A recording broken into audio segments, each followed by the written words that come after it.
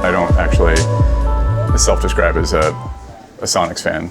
Let's talk about how you feel about the Sonics, franchise losing their. Yeah. Oh, it's one of the biggest disgraces in the history of sports. But but I think they're going to get another team because expansion seems very real possibility. If the NFL has 32 teams, then the NBA can. With the success of the NBA right now. Yeah, it's been a lot better than it has been. Yeah, when you think like what in 2014, I think it was 14 that Joe Lacob bought the Warriors for $400 million. And now the valuation of that basketball franchise is probably $2 billion. Yeah, that's nuts. Man. But right before the lockout season is when that stuff started to get like it was a little bit perilous, like whether or not these NBA teams were going to hold their value and stuff. So I'm surprised that the Warriors, even at that point, they were even worth that.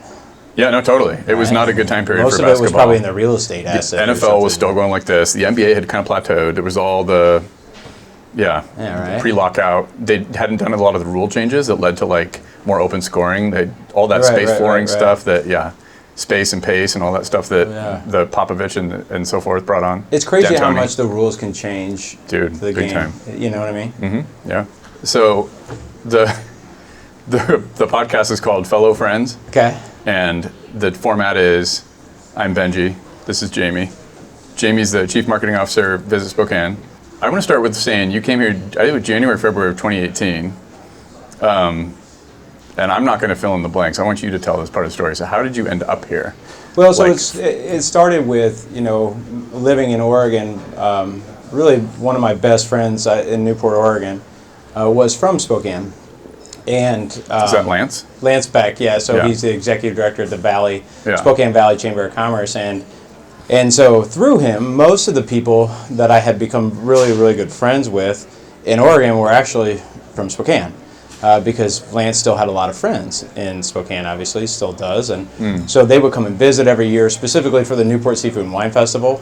And as Lance and I became better friends, his friend group and we all kind of became friends. And so we would go on hiking trips down to the Redwoods, and his bachelor party, we hiked the Enchantments and the Cascades. And so I had known these guys really well. So I had looked at going back to Illinois, the Chicagoland area where I'm from, and I went for a couple interviews, was even offered a position back there, and I just didn't feel like a good fit. I just felt like I was kind of boomeranging, and it wasn't, they say you never can go home, and it definitely felt different. Yeah.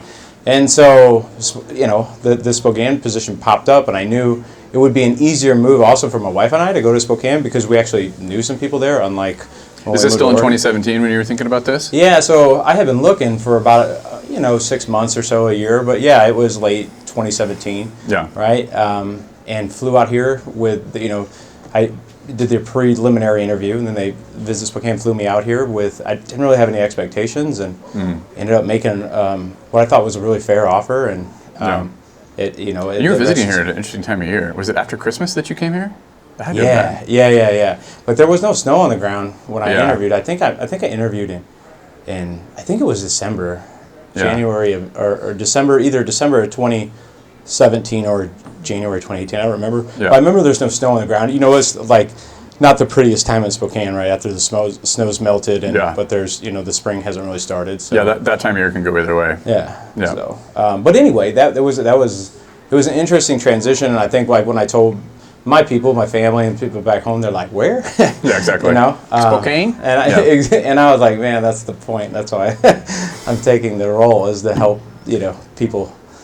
So that was that part of it, like that. I was going to ask you about your first impressions, which you've kind of given, but first impressions a little bit, and then like what was it about the overall role that you found to be like promising? So my first impressions, actually, I had very little first impressions on the destination. Yeah. But I had an overwhelming first impression on the people, right? The people here are very warm, right? And we're very kind and inviting and genuine, right? And, Chicago's a great city, but sometimes the Chicagoans can be a little less than inviting. Right, it's a lot of cold wind. Man. Yeah, it is. Maybe it's the weather, but it was overwhelming. And even if I had noticed something about the destination itself, it would have been the people would have overwhelmed that feeling anyway, because it was very, and especially in the hospitality business, that's a good sign, right? You want a destination that's inviting and warm to people when they come in. They feel like they're part of it, you know. And that to me was overwhelmingly positive, and it stuck with me ever since, and I think it's held true too, so in my short time here. And then, you know, what I saw in Spokane, having moved to Oregon in 2011 and watching Portland bloom, right, and the change and the growth that they went through, and the Pacific Northwest, at least for the major cities, Seattle and Portland, was obviously a thing. And so I kind of, I guess, have a sense of what that looked like. And so what I saw in Spokane, not only from an organizational standpoint, but from the destination standpoint, was opportunity. There is so much low-hanging fruit, so many things small things that we could do here that would make a big difference right away, to help, you know, make it the next big Pacific Northwest city, that put it on the map. So I thought there was opportunity here, and I always rather try to catch something on the way up, you know, than try to hold some standard that they've set when they feel like they're already at the top. There's really nowhere to go but down. So totally. Yeah. So we met. Shortly after you were hired, because we were in the middle of working on a project. So Treatment was working on a project to do a video about Spokane. Right. And the way that we went about doing that project was kind of interesting, because we gathered a ton of content, but we weren't entirely sure from the way that the project was constructed, like what kind of story we were going to tell. Right. The story we ended up telling was one that really just ended up being kind of a piece that generated a lot of pride and, like, you know, emotional response from people who live here. Yeah. And then people outside the market would be like, wow, I've never seen Spokane, it's really pretty. Right. And that was kind of about the long and the short of that project. Yeah. I kind of came at the end of that one. You did. You came at the very tail end. But the thing that was kind of interesting about it was it segued into us doing another project where I learned something about Spokane that was kind of fascinating to me, and it was like how much of our tourism dollars and visitor dollars are generated by the convention center, and that statistic really it startled me, like how big it was. So what is that number? Like, what?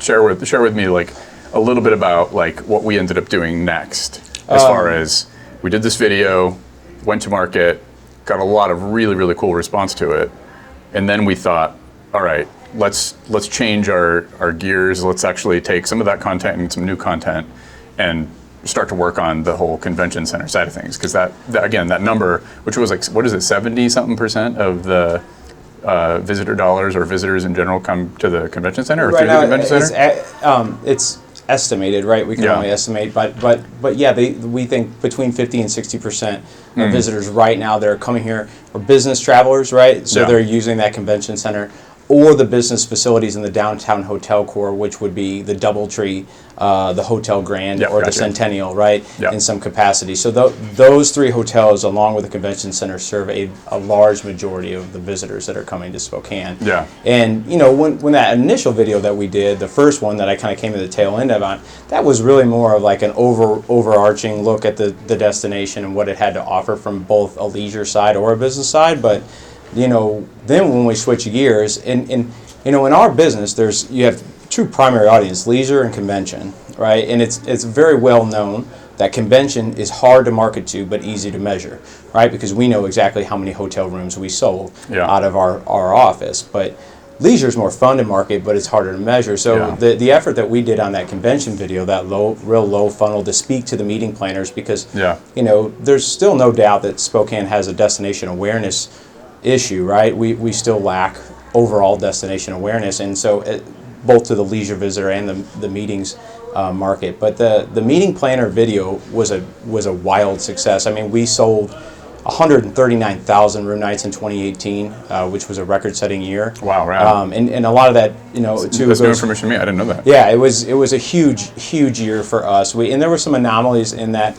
data, but either way, it still would have been a record-setting year for our team. And, you know, obviously the convention video had a small part in that, and it was our sales team as well. But totally, it was the first time, as far as I know, that quality of assets were created for the convention marketing side of things. So like, you move here. Tell me a little bit about how. Well, let's back up a little bit and go into that and talk a little bit about Newport, because you were in Newport working for a destination marketing organization there. Like, talk a little bit about that, and then tell me, like, how that tell me some of the things that maybe you learned like when you were there that you were like that became portable exercises or kind of lessons or whatever about the things that you thought could, bring a new perspective to Spokane. The one thing that I definitely learned that is the stuff that you're going to put to market, right, that you're going to say this is who our destination is, and this might seem obvious, but you would be surprised on how often it doesn't happen. There's a lot of times, especially in destination marketing, because we're not selling a product, we're selling an abstract idea that's made up of roads and buildings and people, and right, it's a living, breathing thing.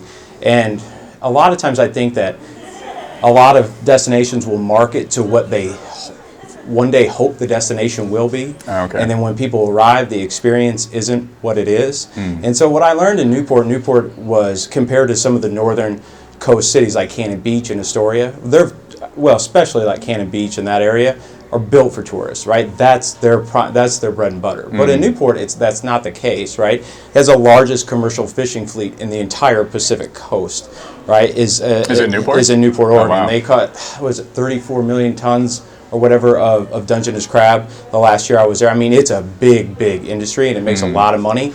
And so the fishermen would always compete with those tourists. So for space down in Port Dock 1, right along the Yaquina Bay. And so what did that create a tension? Oh, for sure. Yeah. Okay. And that's why I was like, we're going to own this, right? We're not the cookie cutter Oregon coast destination. It's hard hat, lunch bucket, right? It's blue collar people that are out literally in those jobs risking their lives. And so they have a much different worldview than the tourists that are coming from Portland, right? And when you watch that collision, I always thought like that was ground zero for what tourism really is in Newport, Oregon. And so we owned it. And I think one of my biggest points of professional pride was before I left there, I got the Rutherford brothers, who ran one of the biggest ships in Newport that were actually on the Deadliest Catch show, to do tourism commercials right down in Port Dock 1, and we fenced. So just making the people who like blood, sweat, and tears for part of the market, absolutely, part of the narrative. And some of the grittiness that comes with it, the dead fish coming off the boat, like the whole thing. It's like, own it, that's what it is, right? Be honest about it. And it's, smells fishy down there. I mean, that's it. That's their livelihood. That's what they're doing. And so I was like, that's the differentiator, right? Is that there's real Oregon coast Oregonians working and living and breathing there that have nothing to do with the tourism industry. And then the second part was the Hatfield Marine Science and the science industry too, incorporating those people and the people that really represented and championed the destination. Rogue Brewery and the head brewer John Mayer for Rogue Brewery is an icon. Newport's that's their headquarters. Yeah. And so bringing those people in that had siloed and never worked with the tourism industry at all, to bring them into the fold to actually fully express the destination and what the brand was, made a huge impact. And I got to see the success that it had there, and which was partly the reason why it projected me into this space, the destination marketing space, because if done properly, right, you can fully represent the destination, and it doesn't have to be for everybody, right? Spokane's not for everybody. Newport wasn't for everybody. No place ever will be, and that's okay.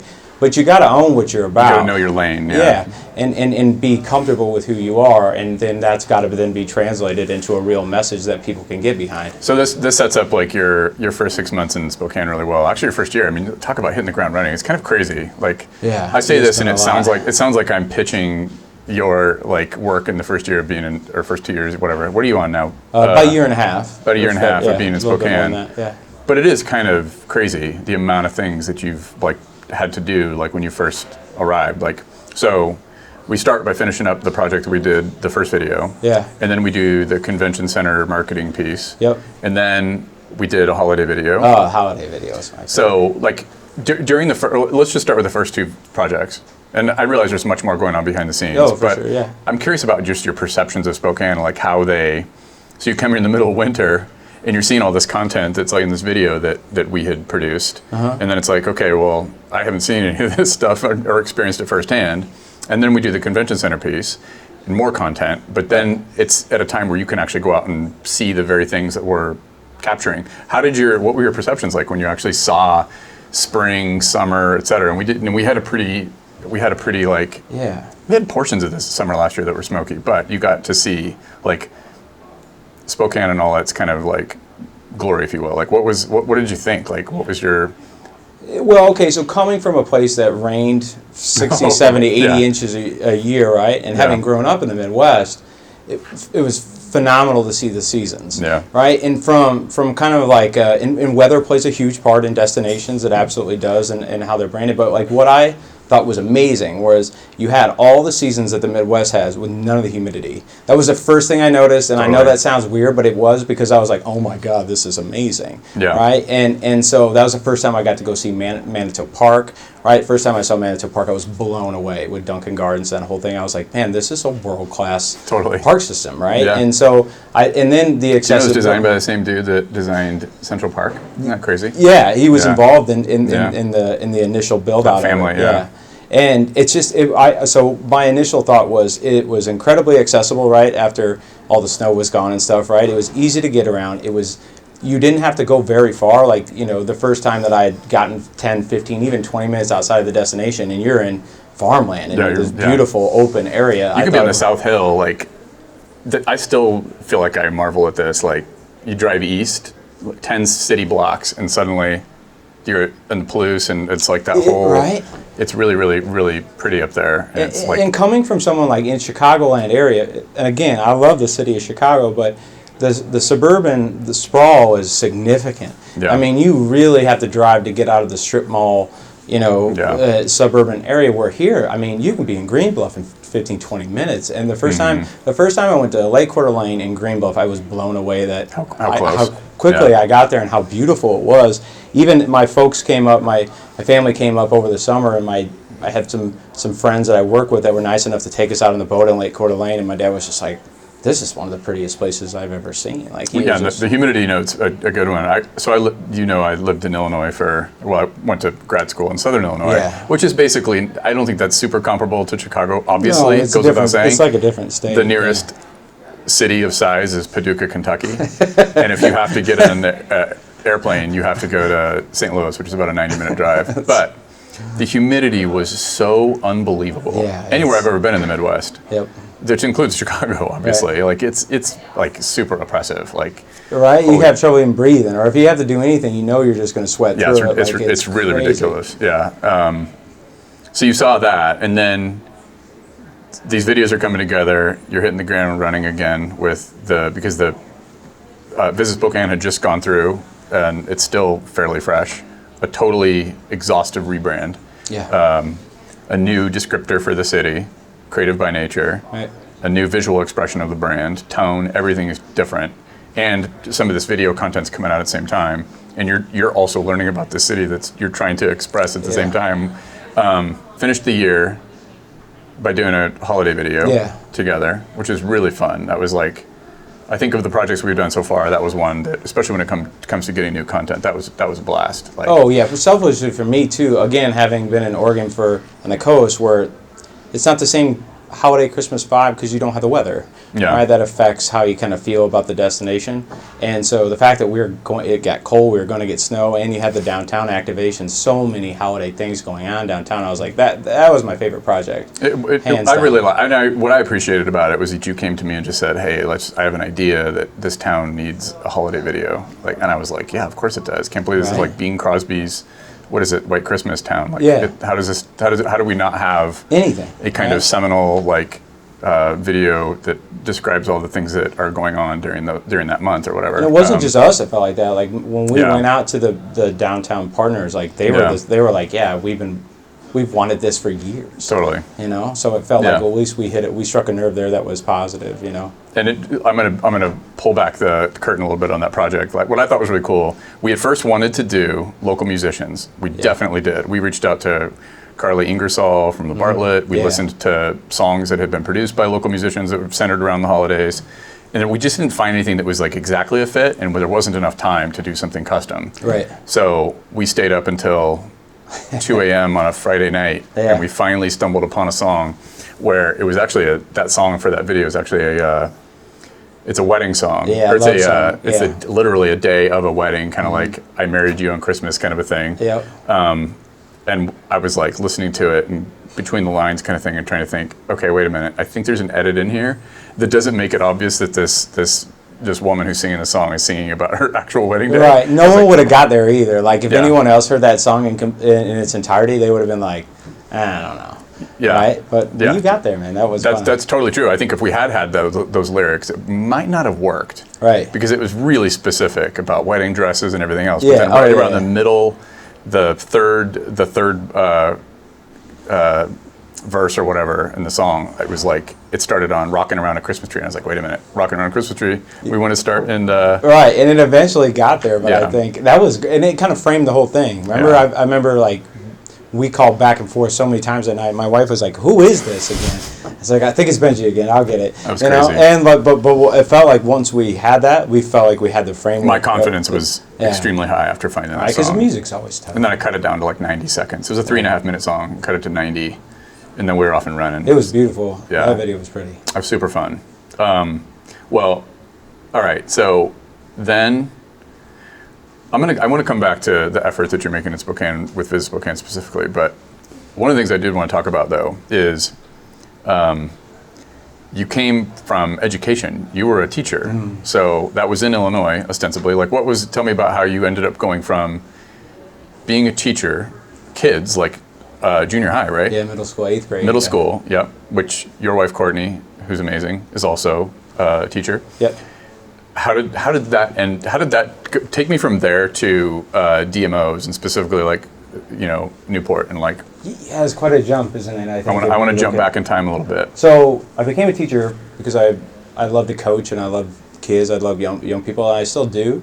I think that it was during the recession, as I was making that move, it was 2010, 2011, where I had a role within the district as program called AVID, which is basically a leadership program for young people to go to college, and it was specifically targeted at kids whose parents hadn't gone to college, right? Because some of those hoops you have to jump through sometimes can be a barrier, and basically taught kids how to grow up and to learn, and then to value education and what it meant to go to college. And it was. Did you study education in college? Yeah, my undergraduate was in English and with a secondary certification, Type 9 in Illinois. Yeah. And so you came out of your undergrad ready to teach. Yeah, okay. And I did English for several years, and then I headed this program in the district I taught in Illinois. But the short of it is, we were facing like a $17-18 million budget deficit. I think they cut all 1st through 7-year teachers, and I had missed those cuts. Is this the Blagojevich? Yes, it was. It was during that same time, right? And so he might get his sentence commuted. Right. So the Illinois governors, we have a lot of Illinois governors in jail. It's hard to keep track of them all. Totally. Republican and Democrat, they go both sides. Yeah. It's not a long track record. Political issue. When I moved to Illinois, issue. It was already devastating. This is like 2011. Yeah. Or 2010, I visited, and then 2011, that whole state was being decimated by. Oh yeah, it's still not great right now. I feel bad for them. Chicago, man. But so when that deficit came, there was cuts made. The interesting thing is, so I was finishing my master's degree in business, getting married. Then I got rifted, right, months before my wedding. Then I got hired back, right, because they send you the rift. You got what? They rift you. They call it a rift. Yeah. Meaning like you get pink slipped basically. Sounds terrible. Yeah, and it's not like fired. It's just like we don't have any money for you, right? And so before our wedding day, which is June 18th, they actually sent me a letter saying I'm back now. They're hiring me back, and I remember just being like, that's not what I really want. So I actually finished my master's degree. I approached a company called News Media Corporation that I had ties with, that I knew well, and I wanted to be a publisher because I was an English undergrad, and I was a good writer, right? And basically publishing is a business of writing. Yeah. And so it seemed like a fit. They didn't think it was as good a fit maybe as I thought it was. So they've said, once you're done with your master's degree, we'll consider it.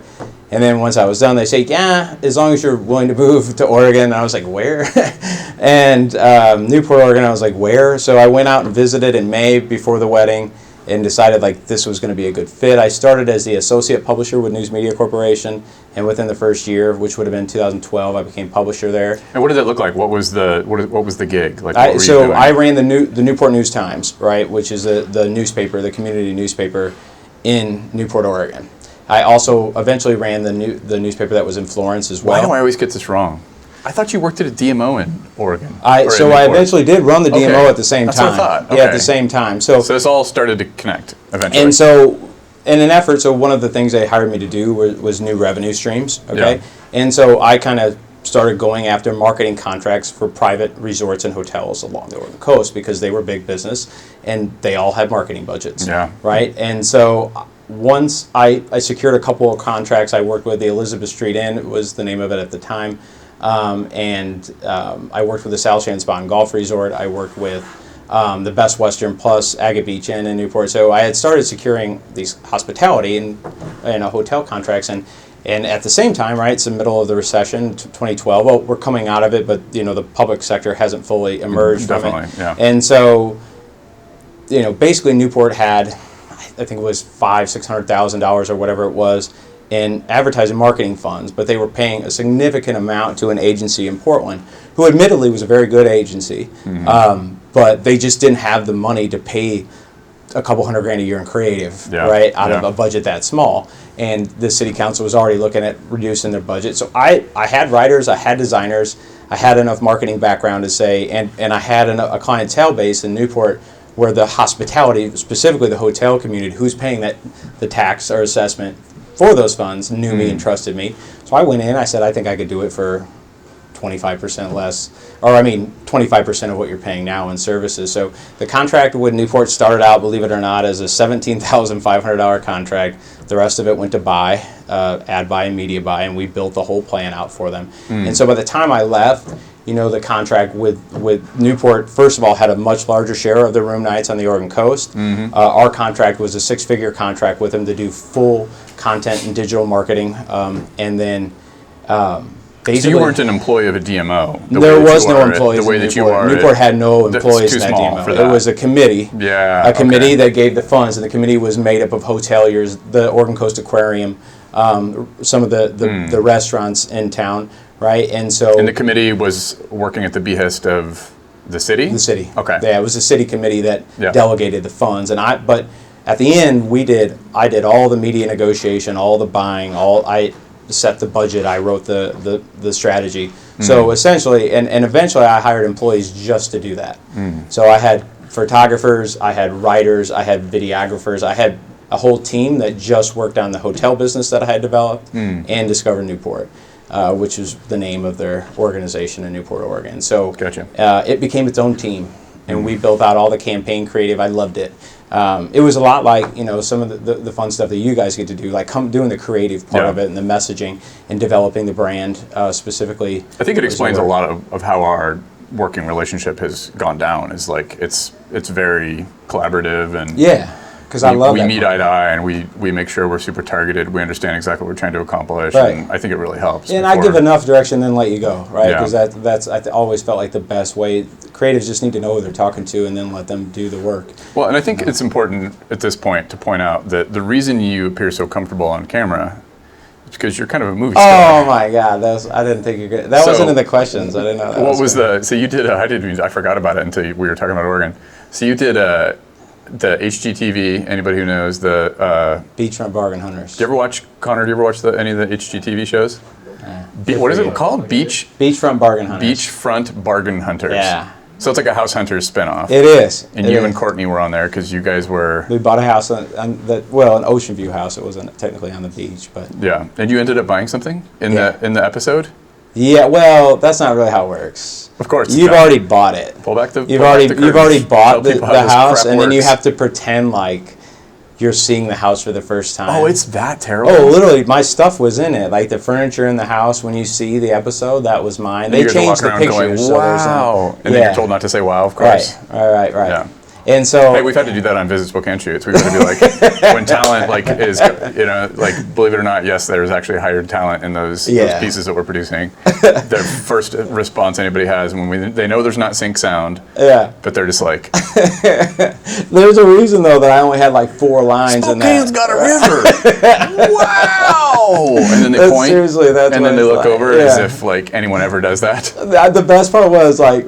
The first scene, like right when you're walking into the first house, right? Yeah. They give me a whole lecture on don't say this looks nice. Yeah. Oh, right? that was your expression. This looks nice. Yeah, this looks nice because they're like everyone says that, and then when they try to edit it, you're always saying the same thing.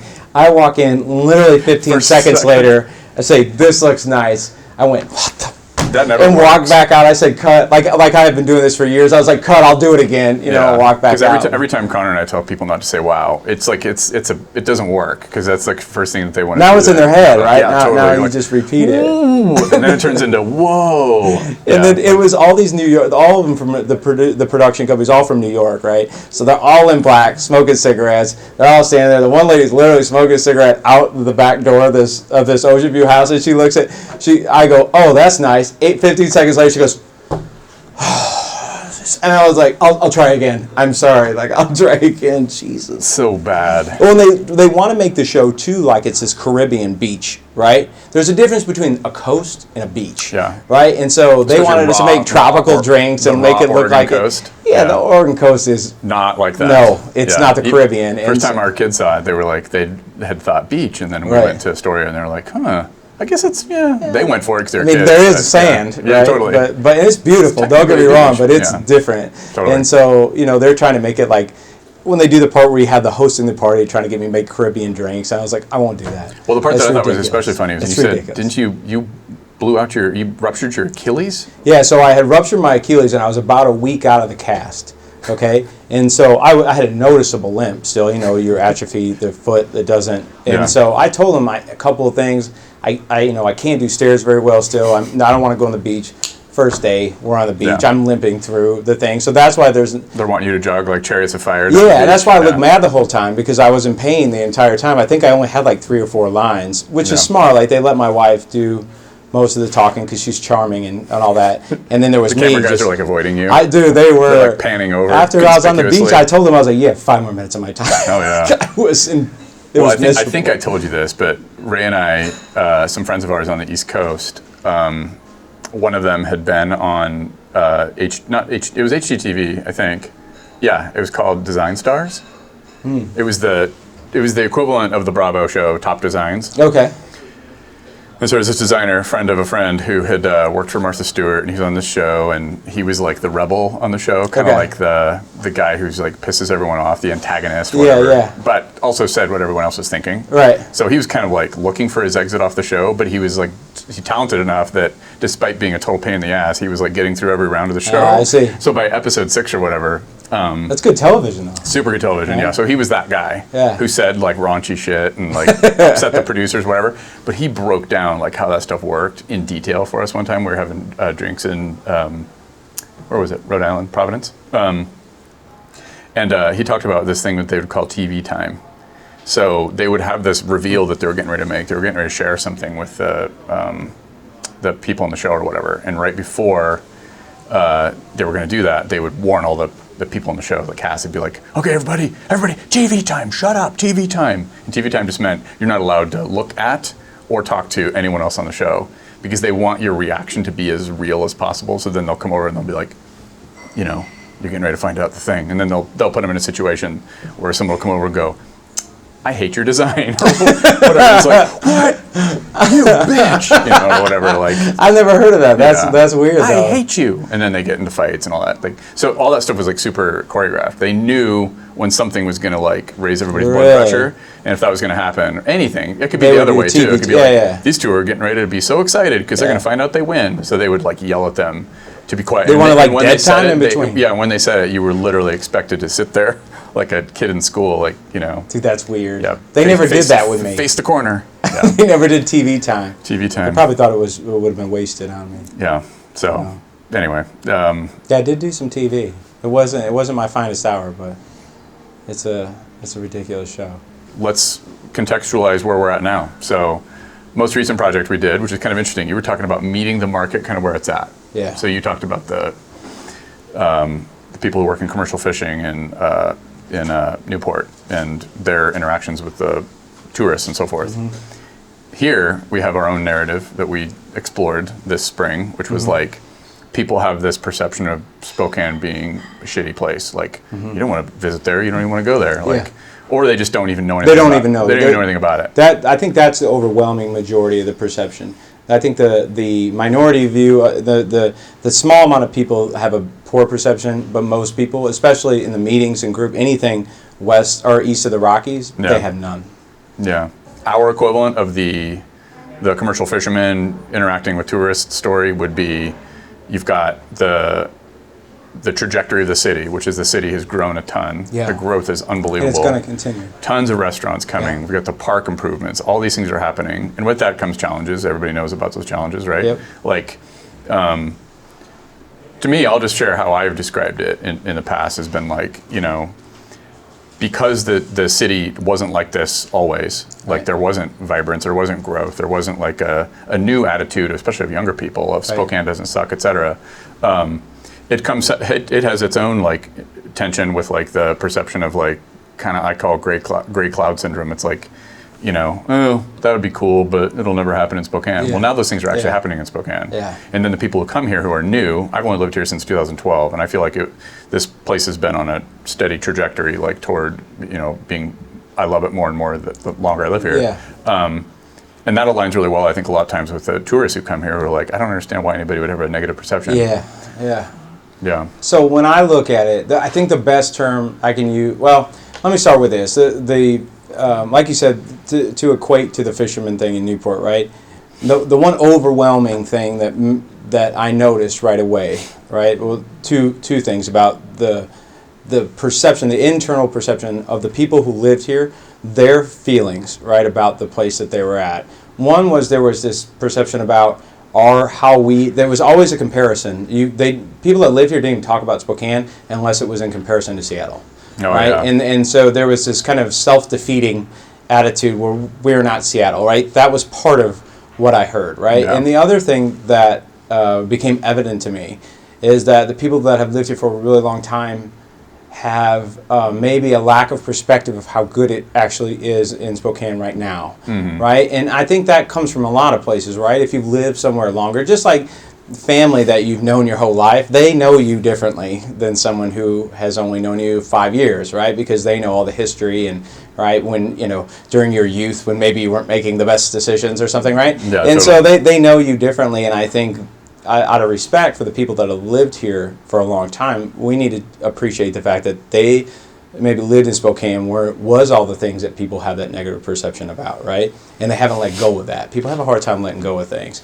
And so that became evident to me. So so then my job, I felt like, at least in market, was convincing people that Spokane is as good as I'm going to tell people it is, right? And I think from a brand standpoint, what the best term I heard, and I always had it in my head, but I could never articulate it. So a lady and it's super simple, and it usually is when you can't think of it, is the lady from the Travel Channel at PRSA, the Public Relations Society of America conference that was in Philadelphia this year. She said, gritty is the new pretty, right? And when I heard that, I was like, that's it, right? Because, and what's interesting is, like, since I've been in Spokane, since day one, Spokane reminds me more of a Chicago than Seattle does to Chicago or Portland does to Chicago, because it's more blue collar. It's gritty, right? Chicago, I consider very hardworking, gritty, blue collar city compared to San Francisco or somewhere like that, right? And so, like, our narrative from Visit Spokane's perspective has been, if you're going to build out a destination brand, it first starts in the building you work in and getting the people that are part of the CVB to buy in, or the DMO to buy into it. But then you have to get the community to buy that. You have to convince them, because, again, like I said, if the marketing outside to the people that have never been here is not realized when they come to the destination, some of that comes through the people, right? Most of it does, actually, right? Because the geography is the geography. It's going to be what it's going to be, right? The two things that we can help shape is the people's perception of their destination and the product. Riverfront Park is a product, right? That's how we look at it, at least in our industry. And so I think that I think the start is to help people, educate people in the market about how good Spokane is in relationship to other places there are to live, right? That's where the starting point is, right? And the difference was in Newport, I was just trying to convince the fishermen that the tourists weren't the worst people in the world, right? And there was a way to coexist, and that came through some political maneuvering too, and giving some space to those fishermen. But Spokane, the thing that we have to be able to do, though, is out of respect for the people that have lived here a long time, help define what Spokane is to them, because that will help maintain the culture that exists here that we like so much. Yeah, because people who live here are they're critical to the product. Correct, and they should be, right? Yeah, because they know what it was. And so, and whatever that culture of the locals, the long-time people that have lived here, is so crucial, because if we can't define it before the wave of people come, right, the culture gets overrun by the newcomers, right? And then they start defining the culture, and then it can go in all kinds of different directions. And I think that's happened to a degree in cities like Nashville, in Austin, in Portland, where the growth has come so quickly that they never even considered what they were about, what the city wanted to be about, in this huge tsunami of people come, and then all of a sudden you are what they make you. Yeah. And I don't think any destination wants that, because you lose the history, the culture. And like I said, the most noticeable thing when I came here was the people and their worldview, how they treated other people. And that can change in a hurry if the wave of people comes too fast, because then the resentment starts with the people coming, and now you've got this cultural clash. And honestly, Benji, that's a harder thing to market to the rest of the world. Is we've got this civil war going on inside our city, right? The natives, if you will, and then the newcomers, right? Yeah, and I think that's why one of the reasons I think the landscape plays a really important role. The river. Yeah. You and I talk about this all the time. It's like the river is like something so important to our city. The physical landscape kind of speaks for itself, but it is a hugely defining characteristic of our culture. And I think when it comes to people who live here, we've done a really good job of showing that as well. That the people here are really important to the character of our city. Absolutely. And I think sometimes, like, I try to have a graceful response to people who, are not caught up to the changes in the city. Right. Because it's so new. It's so recent. It is, every year that goes by, there's massive change. We're getting ready to, we're 2 weeks away from, the pavilion's going to be lit up, and people are going to see these LED blades on the pavilion. Yep. It'll be the first time that people who live here, if you haven't lived here since 1974, you wouldn't know that wasn't like, this is all part of the kind of rehabilitation of the image of Spokane and the perception of Spokane. And it speaks to the Mark Maron piece about how his story is quite similar too. Once upon a time he was down and out. He worked on himself. He put together this podcast. It's now one of the #1 podcasts that anybody listens to. Yep. And I think that Spokane has a similar kind of the gritty makes, what is it? Gritty is a new pretty. That's so good. Right, and it fit perfectly coming off the Mark Maron movie. And I think the other thing... People have a hard time with that, because if there's a lot of people who still, they can't be convinced to even visit their own downtown. Well, and that's the thing. That's what I was going to say is, like, when it comes to a destination, change only is realized when it's experienced. Yeah. Right? And you can live, even in the city as small as Spokane, you can live in your own bubble. Yeah, absolutely. And never experiences the changes that are going on. Yeah. Right? And in a destination, especially as it relates to the longtime locals, change is not realized until it's experienced. You have to go do it, and the pavilion doesn't allow you not to. Right? You have to see it. You're going to see it. You're going to see that the light show and the change there, and hopefully that will be almost symbolic of the city is really changing, right? And because if you live on the north-south thing in Spokane, you live on the way north or on the South Hill. You can totally refuse to spend time, but but then when it comes to visitors, it makes it really interesting, segue to, visitors aren't coming to Spokane to visit the north. I mean, and visitor dollars matter a lot to Spokane. I mean, visit the north as in they're not going to go drive into a suburb in Meade. It's just not the way that works. No. Obviously. No, it's not. Kind of goes without saying. But yeah, I mean, I think this tension's very real of how do we embrace change while also, there's a lot of challenges. Everybody knows about the challenges. Homeless population has grown. We know that. But it's also something that Spokane can't pretend that this is a totally new thing. It's certainly not new nationwide. It's not new worldwide. No. And since I've lived here, it has been an increasingly observed problem. But it happened in Oregon too. It does happen. It's sometimes that is the quote unquote cost of growth and development. Yep. But that doesn't. We still need to take care of our people. There needs to be a logical, compassionate response. There does, and it's not simple either. Oh gosh, I'm in constant conversations about it. It never ends. Yep. It's and it's a very multifaceted problem. It completely goes across any ideological or political divides. Yeah. Everybody has to be able to contribute some earnest energy to thoughtfully solving the problem. I came here in 2006-07, and Vanessa, my wife's little sister, was doing a video project for her high school about homelessness in Spokane. Really? So it's definitely not new. So But don't you think it's accelerated? And I have the deepest compassion for cities like Seattle and Portland that are dealing with it at a level where the street scene in those cities right now is affecting the visitation and the tourism business. I mean, it's one of those things that it's one of the, maybe not few things, but it's one that significantly impacts locals and visitors alike. Absolutely. In almost the same exact way where, that's just, it's not an attractive thing for any city. Yeah. Right? I don't think that can be argued, and it's unfortunate. But, I mean, hopefully, my hope is, regardless of who is in leadership within Spokane and the greater Spokane region too, is that we can use Seattle and Portland and look at what they've gone through and hopefully come up with some solutions to prevent the overwhelming change that they've had, and it's just been unmanageable. And maybe there is no good way to do it, but hopefully we can figure something out. So because a lot of organizations like mine now are called DMMOs, Destination Marketing and Management Organizations, where tell me what that distinction is. So the management over an organization puts the DMO leadership, whether it be someone like me or a CEO position, in the gives them a political seat at the table to help inform decision making as it relates to capacity issues and DMMO. DMMO is a lot of organizations now are moving to that. A lot of them are bigger cities still, but I think but not necessarily. Like a good example is the northern coast of Oregon. They were no longer in the marketing business. They still aren't. They're in the management of the resources, cleaning up the beaches, making sure that the trail systems there are managed properly, like working in direct. It's more incorporated. It's more holistic. They're working by the product and the destination to make sure it can be managed and kept nice. Oh, that's cool. Because that's visitors do. They come, they use, they leave. Yeah. And they almost never leave it like they found it. So there's got to be some management. We probably don't have enough time to get into it, but I know that sustainability becomes a big part of tourism too. Yeah. It's like, how do you sustainably encourage tourism that doesn't end up depleting a ton of resource and wrecking places and so forth? How are we doing on time? 5 minutes. Okay, fine.